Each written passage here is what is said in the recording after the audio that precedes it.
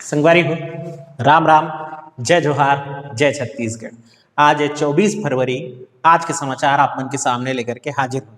संगवारी हो, 23 फरवरी के समाचार भी आज के समाचार संग मिला करके आप मन ला पढ़ाने वाला हूँ। ऐसे है कि बहुत समाचार नहीं रहे दोनों दिन, तो हमन दोनों समाचार ला मिक्स कर देहन और आज एक संग आप ला प्रस्तुत करत हन। कोशिश रहते कि हर दिन उपलब्ध होबो, लेकिन जब बहुत समाचार नहीं मिल पाए तो 2 या 3 ठी समाचार ला काय सुनाए आबो ककर हमन नहीं आना आपके सामने। तो अभी जो है आप मन करा 2 दिन के समाचार सीधा एक साथ लेकर के हाजिर हुए हो, तो सुनत जावा और नोट घलो करत जावा। हिंदी में समाचार शुरू करत है। पहला समाचार, उसका लेड वन क्षेत्र। तो पहले तो आपको यह समझना पड़ेगा कि उसका लेड वन क्षेत्र है कहाँ पे। छत्तीसगढ़ अपनी सीमाएं अलग अलग राज्यों से लगाता है, जिनमें अगर हम दक्षिण पश्चिम की तरफ चलें तो हमारी सीमाएं लगती हैं महाराष्ट्र से और at the same time Telangana से। महाराष्ट्र और तेलंगाना से जहां हमारी सीमा लग रही होती है, यानी जिला बीजापुर के पास, वहां एक वन क्षेत्र में कुछ पाषाण मूर्तियां प्राप्त हुई हैं। ग्रामीणों को यह मूर्ति प्राप्त हुई और इसकी सूचना पहले वन विभाग को और बाद में पुरातत्व विभाग को भेजी गई है। अभी इन मूर्तियों की प्राचीनता के बारे में अनुमान नहीं लगाया गया है। माना जा रहा है कि ये पाषाण काल से संबंधित हो सकती हैं। बहरहाल इन मूर्तियों को लेकर के अभी एक मंदिर बनाए जाने की बात आ रही है, जो कि ग्रामीण चाहते हैं और पुरातत्व विभाग चाहे तो इन्हें संरक्षित कर सकता है।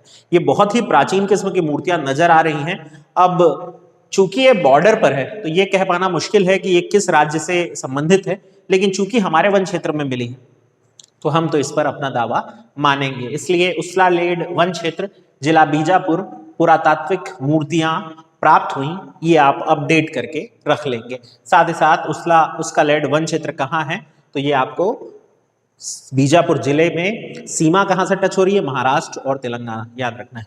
फिर हम बात करेंगे बिलासपुर की। बिलासपुर जिला एक राष्ट्रीय उपलब्धि अपने नाम दर्ज कर रहा है। उसे एक राष्ट्रीय स्तर का अवार्ड दिया जा रहा है। अवार्ड प्रधानमंत्री किसान सम्मान निधि योजना के बेहतर क्रियान्वयन के लिए है। आपको पता ही होगा कि प्रधानमंत्री नरेंद्र मोदी ने किसान सम्मान निधि योजना शुरू की थी, जिसमें एक निश्चित राशि किसानों को भुगतान किए जाने के बारे में उन्होंने फैसला लिया था। और इस योजना में सबसे बेहतर पूरे देश में काम करने वाला जिला साबित हुआ है अपना बिलासपुर जिला, और इसलिए राष्ट्रीय स्तर का ये सम्मान 24 तारीख यानी आज के दिन जब आप समाचार सुन रहे हैं तो बिलासपुर को ये जो सम्मान है वो मिल चुका होगा। साथ ही साथ हमें यह भी जानना जरूरी है कि बिलासपुर ये लगातार हम कह सकते हैं कि दूसरा वर्ष है जब उसे राष्ट्रीय सम्मान प्राप्त हुआ है। 2019 में जल संरक्षण के लिए नदियों के पुनरुद्धार या नदियों को फिर से जीवित करने के प्रयास को लेकर के बिलासपुर को राष्ट्रीय जल शक्ति पुरस्कार भी दिया गया था। यह 2019 का था जो 2020 में उसे प्राप्त हुआ, और इस साल 2021 में अब इसे एक और सम्मान प्राप्त हो रहा है जो 2020 में उसके कार्यों को देखते हुए। तो लगातार 2 साल राष्ट्रीय अवार्ड बिलासपुर के खाते। उम्मीद करता हूं आप दोनों याद रख सकेंगे। फिर हम बात करेंगे दुर्ग भिलाई, जो एक क्षेत्र मान करके चलेंगे, एक महानगर, और रायपुर, यानी 10 लाख से अधिक जनसंख्या वाले जो छत्तीसगढ़ के ये 2 शहर हैं, दुर्ग भिलाई एक साथ और रायपुर, यानी 2 स्थान। इन दोनों स्थानों में 50-50 करोड़ रुपए की राशि केंद्र सरकार की तरफ से लगाई जाएगी, व्यय की जाएगी या किसी प्रोजेक्ट में इन्वेस्ट की जाएगी।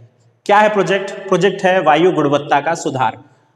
भारत के ऐसे महानगर जो कि वायु प्रदूषण से जूझ रहे हैं, मुख्य रूप से 10 लाख या उससे अधिक आबादी वाले ऐसे 42 शहरों का चयन किया गया है जहां वायु गुणवत्ता सूचकांक बहुत खराब है।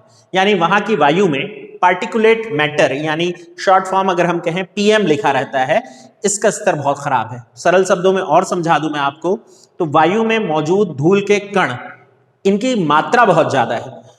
ये पार्टिकुलेट मैटर जब आप श्वसन करते हैं, इनहेल करते हैं, तो आपके भीतर प्रवेश कर जाते हैं और आपको दमा जैसा रोग, जिसको हम अस्थमा भी कह लेते हैं, उस तरह के रोग जो है वो क्रिएट करते हैं, कॉज करते हैं। बाद में टीबी का भी कारण हो सकता है और तरह तरह की श्वसन संबंधी व्याधि उत्पन्न करते हैं।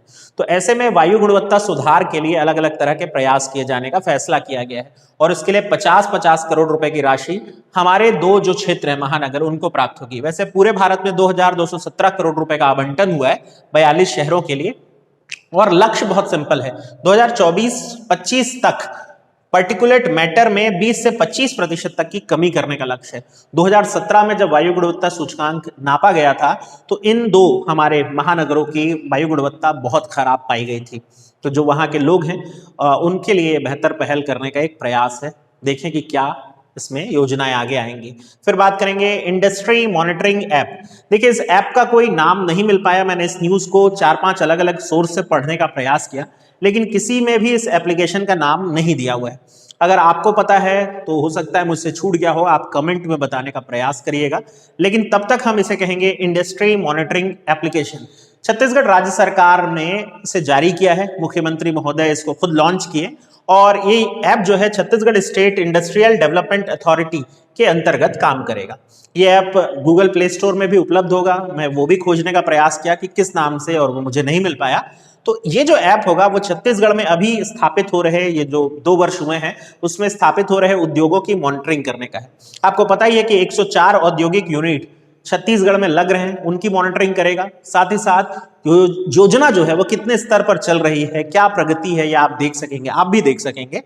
इसमें 42,000 लगभग 42,500 करोड़ रुपए पूंजी निवेश का एक प्रस्ताव जो है वो छत्तीसगढ़ के पास है। छत्तीसगढ़ को इतनी राशि प्राप्त होने वाली है इन उद्योगों के माध्यम से। बात करेंगे अगली न्यूज पर, अरुण दिवाकर नाथ। अरुण दिवाकर नाथ जो है वो एयू के नए कुलपति नियुक्त हुए हैं। एयू यानी अटल बिहारी वाजपेयी यूनिवर्सिटी बिलासपुर, इसके नए कुलपति नियुक्त हुए हैं और इन्हें बुलाया गया है दुर्गावती विश्वविद्यालय जबलपुर से, यानी मध्य प्रदेश से। वहां प्रोफेसर थे, अब यहां अपनी सेवाएं देंगे एक लंबे समय के लिए। फिर हम बात करेंगे मनेन्द्रगढ़ की। मनेन्द्रगढ़ जिला कोरिया में पड़ता है। जैव विविधता पार्क बनाने के लिए इसका चयन कर लिया गया है। अगर हम इस पर थोड़ी और चर्चा करें तो आपको याद होगा पिछले वर्ष यह फैसला किया गया था कि छत्तीसगढ़ के सभी जिलों में चयनित स्थान जो भी रहेंगे वहां के ऐसे 24 स्थान चुने जाएंगे और वहां जैव विविधता पार्क विकसित किए जाएंगे। हो सकता है कि किसी जिले में एक से ज्यादा भी बने, बहरहाल अभी 24 जैव विविधता पार्क बनाए जाने का फैसला लिया गया है, उसमें मनेन्द्रगढ़ को चुना गया है। ऐसे ही हर जिले की धीरे धीरे खबरें आएंगी कि कहां से कौन चुना जा रहा है और वो आपको ध्यान रखना होगा। फिर हम बात करेंगे नई सुबह अभियान की। ये इनफैक्ट आज के डेट का सबसे बड़ा न्यूज माना जाना चाहिए। नई सुबह अभियान छत्तीसगढ़ राज्य पुलिस के द्वारा शुरू किया गया एक अभियान है। जैसा कि अभी हाल फिलहाल पुलिस सुधार को लेकर बहुत सारे कार्य जो है वो छत्तीसगढ़ के पुलिस महानिदेशक डीएम अवस्थी जी के द्वारा चलाया जा रहा है, उसमें एक अभियान ये भी आप अब दर्ज कर लेंगे। नई सुबह अभियान का उद्देश्य है छत्तीसगढ़ के ऐसे पुलिसकर्मी जिनको शराब पीने की आदत है या यूं कहें कि लत पड़ गई है, उनको सुधारने के लिए। अब यहाँ पर सुधारना कहिए या उनमें लगी हुई इस लत को छुड़ाने के जो प्रयास हैं, फिर चाहे वो योग के माध्यम से हो, अध्यात्म के माध्यम से हो या किसी और तरीके से, ये सब अपनाने का प्रयास किया जाएगा। इस योजना के शुभारंभ या इस अभियान का शुभारंभ आज कर दिया गया है। देखते हैं ये कितना रंग लाता है और उम्मीद करते हैं कि हमारे जो पुलिसकर्मी वो भाई शराब से दूर रहे। फिर हम बात करेंगे लोकवाणी की। लोकवाणी मुख्यमंत्री के द्वारा जनता के साथ होने वाले संवाद को कहते हैं। इसकी 16वीं कड़ी का प्रसारण 14 मार्च को होगा और इस बार ये केंद्रित होगा नारी शक्ति से रिलेट करके, यानी नारी शक्ति को संबंधित करके। फिर बात करेंगे बाल मित्र योजना। ये पहले से भी चली आ रही एक योजना है जो कुपोषण मुक्ति के लिए चलाई जा रही है। बहरहाल इसमें एक समाचार जो अभी आया वो ये है, जगदलपुर क्षेत्र में, बस्तर का जो क्षेत्र है, वहां जो सरकारी अधिकारी हैं महिला बाल विकास विभाग के, उन्हें जिम्मेदारी दी जा रही है कि वो कुपोषित बच्चों को गोद लें। यहाँ गोद लेने का मतलब ये नहीं है कि उन्हें लिटरली अडॉप्ट करें, बल्कि उनके पोषण की जिम्मेदारी अपने कंधों पर लें, उनको पोषण आहार मिल सके, इसका खर्च वो उठाएं। ये एक जिम्मेदारी है जो इन्हें सौंपी जा रही है। योजना अच्छी है, इतना सारा कमाते हैं तो खर्च अपने बच्चों के लिए ना करके या अपने बच्चों के लिए करते हुए दूसरों के बच्चों के लिए भी करना चाहिए जो कि जरूरतमंद है। फिर हम बात करते हैं नर्मदा मेला। नर्मदा मेला वैसे तो बहुत अलग अलग स्थानों पे लगता है, लेकिन हमारे अपने प्रदेश में जिला राजनांदगांव के छुई खदान क्षेत्र का एक बड़ा फेमस मेला है नर्मदा मेला। यहाँ कहते हैं कि यहाँ भी नर्मदा एक बार विराजमान हो गई थी या नर्मदा नदी रुक गई थी और इसलिए यहाँ के एक कुंड को नर्मदा कुंड कहा जाता है। यहाँ का पानी बहुत साफ होता है, आप सिक्का डालें सिक्का तक नजर आ जाता है, ऐसा मान्यता है। तो बहरहाल वहां ये मेला आयोजित होगा 25 से 28 फरवरी तक, यानी कि 4 दिन तक लगभग चलेगा। और इस मेले को भाई ना सिर्फ राजनांदगांव बल्कि महाराष्ट्र के लोग भी देखने आते हैं, एमपी के लोग भी देखने आते हैं। फिर हम बात करेंगे मां बेताल रानी मंदिर की।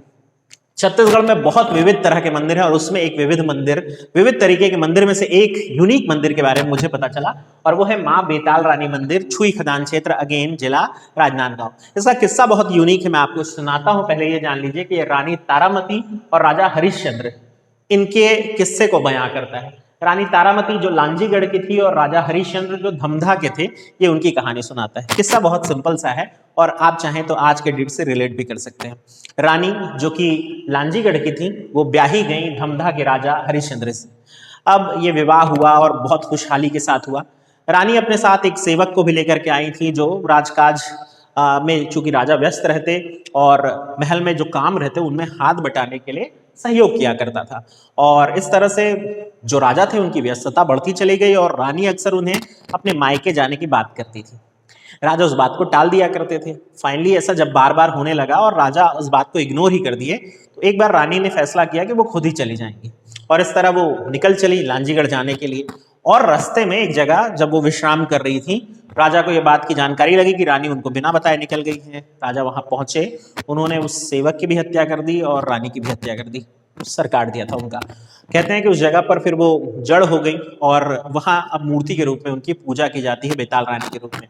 एक बहुत मजेदार रोचक प्रसंग ये भी है कि आप वहां जब मूर्ति को उठाने का प्रयास करें तो वो बहुत भारी लगती है, लेकिन आप जब उन्हें कहते हैं कि माता लांजीगढ़ चले क्या, तो वो मूर्ति अपने आप हल्की हो जाती है। ये सिर्फ एक कहानी है, क्या पता कितनी सत्यता है, मैं जा करके चेक नहीं किया हूँ, वहां के लोग बता सकते हैं, लेकिन ये अद्भुत था। तो देखें, आप अगर आसपास रहते हैं तो जरूर जाएं और अगर कभी पर्यटन करने का मन करे तो इस एक पर्यटन केंद्र की तरफ भी आपकी नजर होनी चाहिए। फिर हम बात करेंगे दरिमा की। ये न्यूज भी आज बहुत सुर्खियां बटोर रही है, सोशल मीडिया में तो धमाल मचाई हुई है। दरिमा सरगुजा में मौजूद है और यहाँ छत्तीसगढ़ का पहला बकरी मंडी शुरू कर दिया गया। होता यह है कि बकरी के जो विक्रेता होते हैं अक्सर बिचौलिए यानी मध्यस्थ जो होते हैं, मीडिएटर जो होते हैं, उनके माध्यम से खरीदी बिक्री करते थे। इसमें बिचौलियों को कमीशन मिलता था और बकरी का सही मूल्य जो था वो बकरी विक्रेता को नहीं मिल पाता था। तो अब उसे हटाते हुए सीधे एक बकरी मंडी ही खोल दी गई है, जहां व्यक्ति खुद अपनी बकरी को लेकर के सीधे बेच सकेगा बिना किसी कमीशन के। तो ये अपने आप में एक नई तरह की पहल हुई है, तो काफी चर्चा में रहेगी और इसलिए क्वेश्चन बन सकता है। दरिमा सरगुजा, वैसे यहाँ हवाई पट्टी भी मौजूद है छत्तीसगढ़ की एक और। तो ये था भाई आज का समाचार। उम्मीद करता हूँ आपको मेरे बताने का तरीका, अंदाज सब बेहतर लग रहा होगा। अगर ऐसा है तो आप लाइक जरूर करें, शेयर करें अपने दोस्तों से, क्योंकि मुझे आपकी सपोर्ट की बहुत जरूरत है। आप हैं तो हम हैं। मिलते हैं, ध्यान रखिए अपना और अपनों का।